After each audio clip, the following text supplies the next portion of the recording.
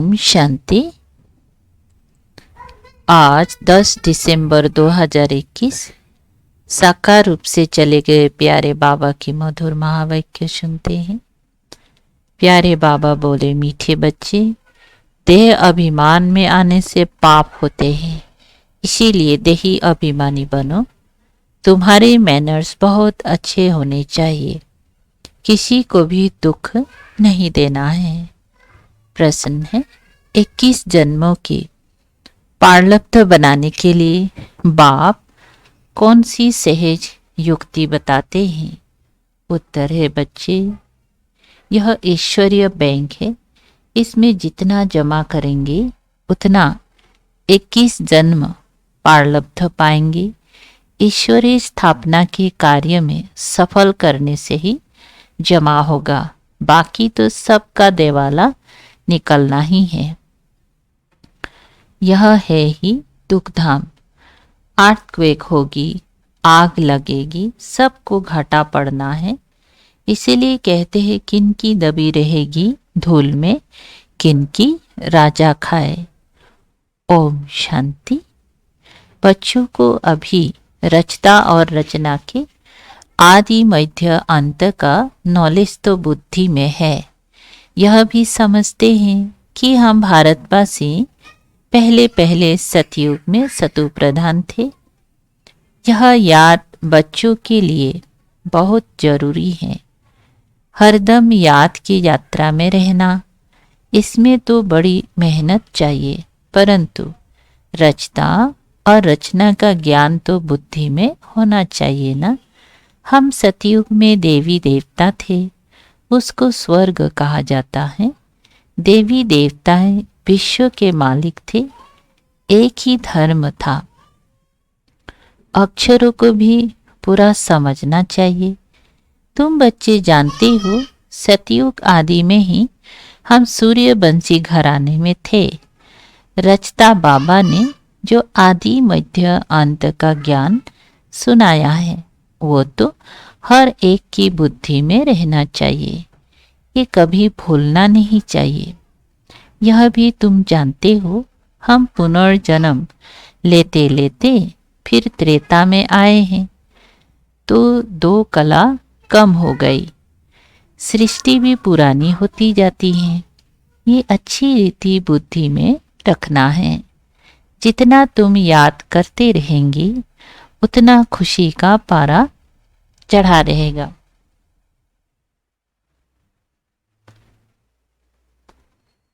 फिर त्रेता के अंत बाद आता है द्वापर। द्वापर शुरू होने से दूसरी धर्म स्थापन होते हैं और हम उतरते उतरते भक्ति मार्ग में आते हैं। ऐसे नहीं कहेंगे कि उस समय और धर्म भी भक्ति मार्ग में है, नहीं। ये कहानी सारी तुम भारतवासियों के लिए है। भल रावण राज्य है, परंतु उन्हों के लिए रावण राज्य नहीं कहेंगे। वो अपनी समय पर सतु प्रधान सतो रजु तमो में आते हैं। धर्मों की स्थापना होनी है, फिर वृद्धि को पाते जाते हैं, फिर गिरते भी रहते हैं। चक्र तो फिरना ही है। इस समय तुम जानते हो, द्वापर के बाद भक्ति मार्ग शुरू हुआ है और भी धर्म स्थापन हुए हैं। अभी तो है कलयुग, तमो प्रधान दुनिया। सृष्टि पुरानी होने के कारण सब तमो प्रधान हो गए हैं। अब यह ज्ञान तुम बच्चे ही जानते हो। यह है सहज से सहज बात, जो बच्चा भी याद कर ले, परंतु वो याद करेंगे तो तोते माफिक। तुम बच्चों को तो भाषा आती है, उस अनुसार तुम समझाएंगे। तुम जानते हो, सारा झाड़ जर्जरीभूत अवस्था को पाया हुआ है। पहले पहले जो आदि सनातन देवी देवता धर्म था, उनका फाउंडेशन अब है नहीं। भल है भी तो वो अपनी को हिंदू कहलाते हैं। इसीलिए कहा जाता है देवी देवता धर्म है नहीं, प्रायलुप है। सब पतित बन गए हैं, इसलिए अपनी को देवता कोई कहलाता नहीं। ना वह धर्म है ना कर्म है। सतयुग में तो सबका कर्म अकर्म हो जाता है। यहाँ मनुष्य जो कर्म करते हैं वह विकर्म बन जाता है। तमो प्रधान होने के कारण अपनी को देवता कोई कहला नहीं सकते। ड्रामा प्लेन अनुसार यह भी नोंद है। जब धर्म प्रायलुप हो तब तो बाबा आकर सत धर्म की स्थापना करे और अनेक धर्म का विनाश करावे।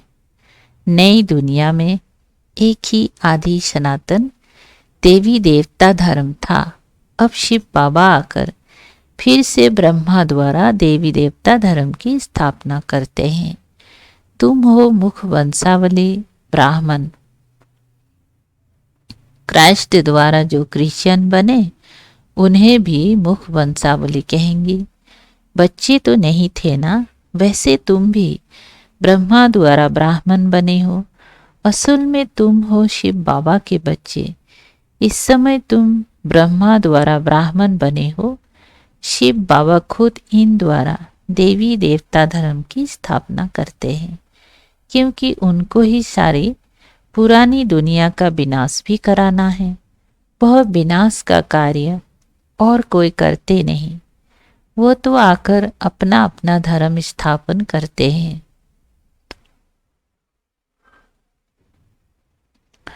फिर वह धर्म वृद्धि को पाता है। अभी है ही तमो प्रधान दुनिया, कलयुग का अंत। शास्त्र में तो कल्प की आयु लाखों वर्ष लिखती है। तुम जानते हो यह शास्त्र आदि सब भक्ति मार्ग की सामग्री है, जो वहाँ सतयुग में नहीं होंगी। वहाँ ये अनेक धर्म नहीं होंगे। यह इस्लामी, क्रिश्चियन आदि सब धर्म द्वापर में स्थापन होते हैं। फिर हर एक ने अपना अपना शास्त्र वेद बनाया है। अब ये सारी सृष्टि है पतित, इसलिए पतित पावन बाप को सब बुलाते हैं कि आकर हमारा दुख हरो और सुख दो। वो भी कहते हैं हमारा गाइड बन, हमको घर ले चलो। गाइड तो सबका होता है ना। तुम अभी कंट्रास्ट को समझ गए हो। वो पंडे तीर्थ यात्रा पर धक्के खिलाते हैं, तुम हो रूहानी पंडे। पांडव संप्रदाय शिव बाबा के बच्चे भी पंडे हैं। बाप रूहानी यात्रा सिखलाते हैं। हे आत्मा, तुम अपने बाप को याद करो और घर को याद करो। बाबा को याद करने से घर पहुंच जाएंगी। याद नहीं करेंगी तो पाप कटेंगे नहीं। भल ले तो सबको जाएंगी, परंतु सजा खाकर हिसाब किताब चुकता करेंगी, अथवा योग बल से चुकत तो जरूर करना है।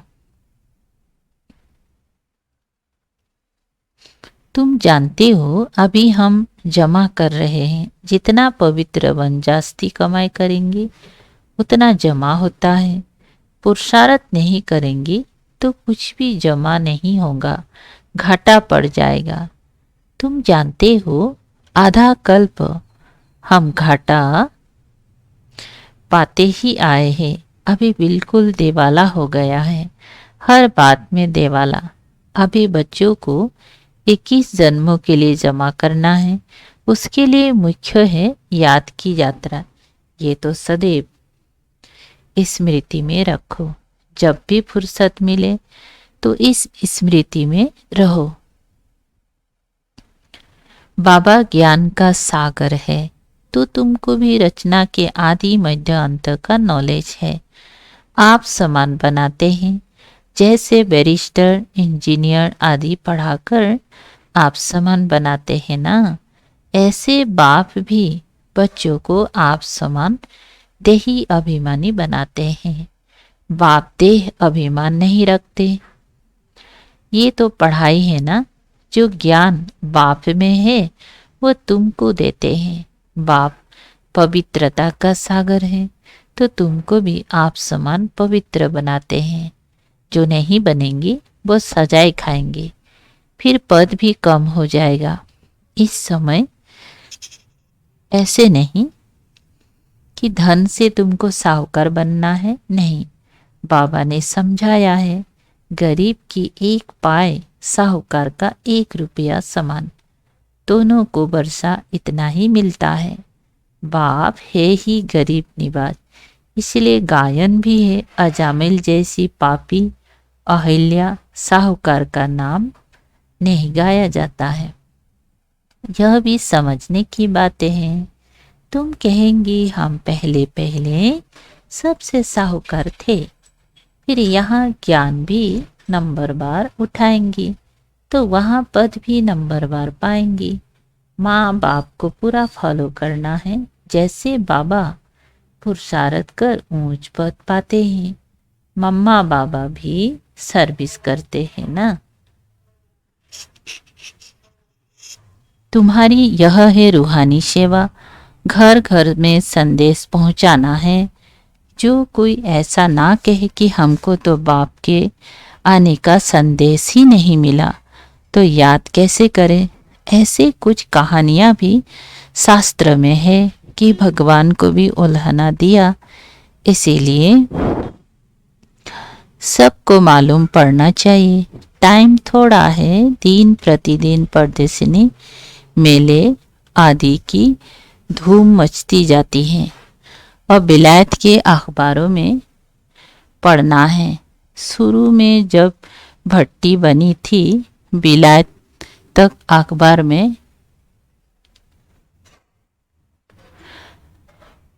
में नाम गया और फिर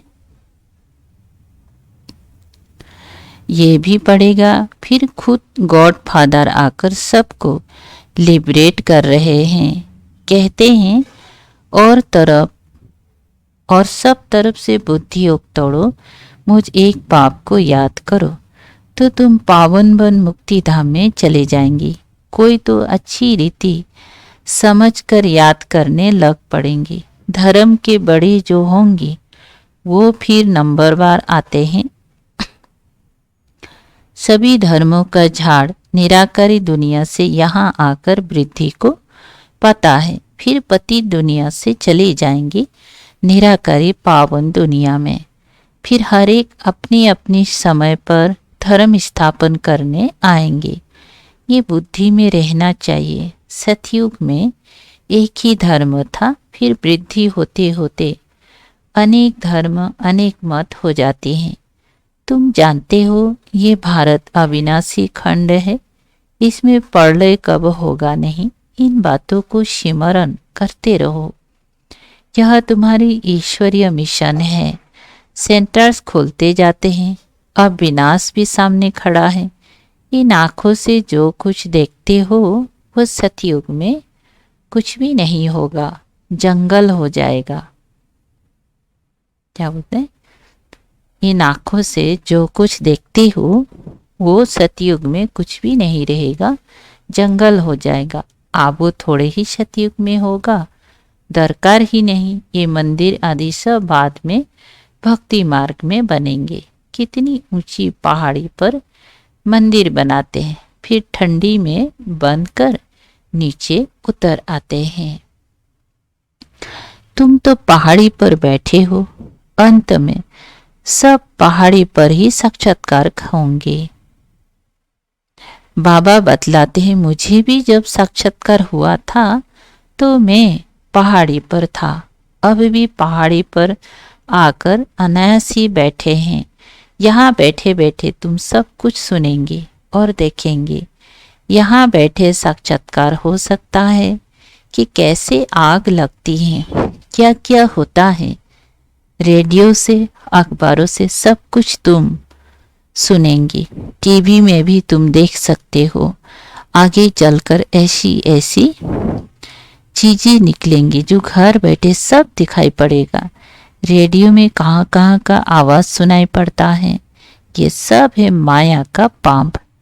तब मनुष्य समझते हैं ये तो स्वर्ग है।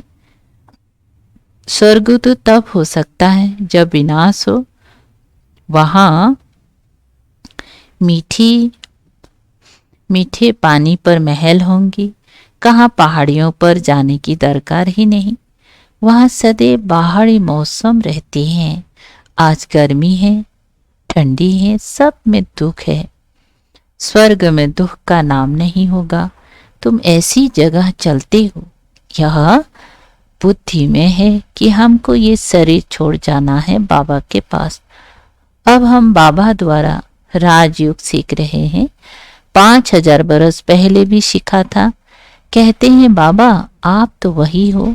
बाबा जानते हैं जिन्होंने कल पहले राज्य भाग्य पाया होगा वो अब भी लेंगे। ये चक्र बुद्धि में होना चाहिए। बरोबर 5000 बरस पहले भारत में देवी देवताओं का राज्य था। फिर आधा समय के बाद माया की प्रवेशता हुई। फिर और धर्म आए। फिर भक्ति मार्ग शुरू हुआ, अर्थात रावण राज्य शुरू हुआ। ये चित्र पर साफ समझा सकते हो। ये भारत की ही कहानी है कि सतु प्रधान से तमो प्रधान कैसे बनते हैं। फिर जब विनाश का समय होता है तो सब विनाश काले विपरीत बुद्धि हो जाते हैं। मैले परदेसिनी में बड़ी युक्ति से चित्र रखनी चाहिए। तुम्हारा यह ज्ञान है गुप्त। यहाँ हथियार आदि की कोई बात नहीं। तुम बहुत साधारण हो। तुम चलते फिरते घूमते बाप की याद में रहते हो। कोई तुम्हारे से पूछे तुम वेदों शास्त्रों को मानते हो? बोलो हाँ जी।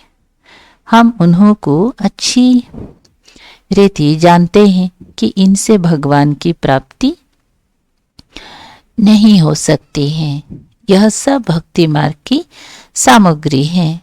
सतयुग में सब पावन आत्माएं थी। गीत भी है ना, जाग सजनिया जाग। नई दुनिया में सब कुछ नया होगा। बाबा अगर नई दुनिया के लिए नई कहानियां सुनाते हैं।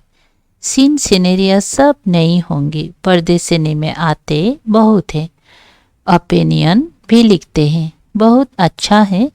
ये सब को समझाना चाहिए, परंतु खुद कुछ भी समझते नहीं हैं। कोर्टों में कोई मुश्किल ही निकलते हैं, परंतु सर्विस तो होनी ही है। ढेर प्रजा बनेगी। तुम बच्चे इस ज्ञान का स्मरण करते रहो तो बहुत खुशी रहेगी। यह दुनिया ही दुख की है।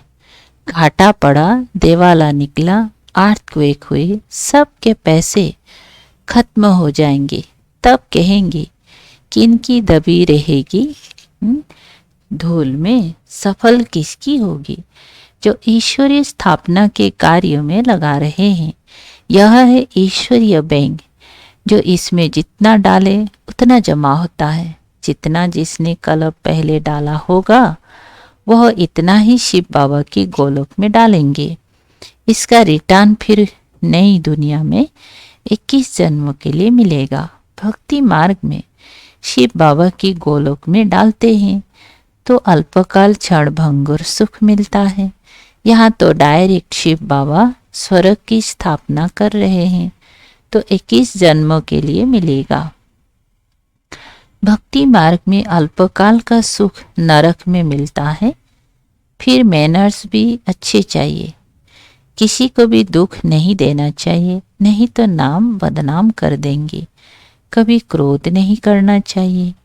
ते अभिमान में आने से पाप तो होते हैं। बाबा के बने हो तो कहते हो बाबा ये सब कुछ आपका है। सच्ची दिल पर साहेब राजी होगा। दिल में कोई खोट नहीं होना चाहिए, नहीं तो और ही गिरते रहेंगी। तुम हो पैगंबर के बच्चे। तुम सबको पैगाम देते हो कि बाप आकर स्वर्ग की स्थापना करते हैं। सबका संदेश सबको देना है ना, उसका संदेश सबको देना है ना। बाबा जो आया है, बाबा इस समय स्वर्ग स्थापना कर रहे हैं तो उसका संदेश सबको देना है। नई दुनिया स्थापन हो रही है। उसके लिए जिनको राजयोग सीखना हो वह आकर सीखे। अच्छा, मीठे मीठे सिकलदे बच्चों प्रति माता पिता बाप दादा का याद प्यार और गुड मॉर्निंग। रूहानी बाप की रूहानी बच्चों को नमस्ते। हम रूहानी बच्चों की रूहानी बाप दादा को याद प्यार गुड मॉर्निंग और नमस्ते नमस्ते। शुक्रिया बाबा, थैंक यू बाबा। धारणा के लिए सार है। 1 नंबर, अंदर में कोई भी खोट माने कमी हो तो उसे निकाल देना है। सच्ची दिल रखनी है। देह अभिमान में आकर कभी क्रोध नहीं करना है। नंबर 2, जब भी फुर्सत मिले तो याद की यात्रा में रहे कमाई जमा करनी है। वरदान, संपूर्ण समर्पण की विधि द्वारा अपनीपन का अधिकार समाप्त करने वाले समान साथी भव। विस्तार है, जो वायदा है कि साथ रहेंगी, साथ चलेंगी और साथ में राज्य करेंगी, इस वायदे को तभी निभा सकेंगी जब साथी के समान बनेंगी। समानता आएंगी समर्पणता से। जब सब कुछ समर्पण कर दिया तो अपना व अन्य का अधिकार समाप्त हो जाता है। जब तक किसी का भी अधिकार है तो सर्व समर्पण में कमी है। इसीलिए समान नहीं बन सकते। तो साथ रहने साथ उड़ने के लिए जल्दी जल्दी समान बनो। अच्छा, स्लोगन है, अपनी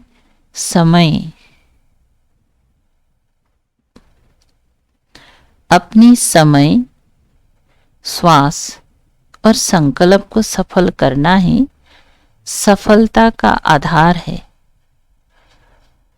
अच्छा, ओम शांति। शुक्रिया बाबा, थैंक यू बाबा।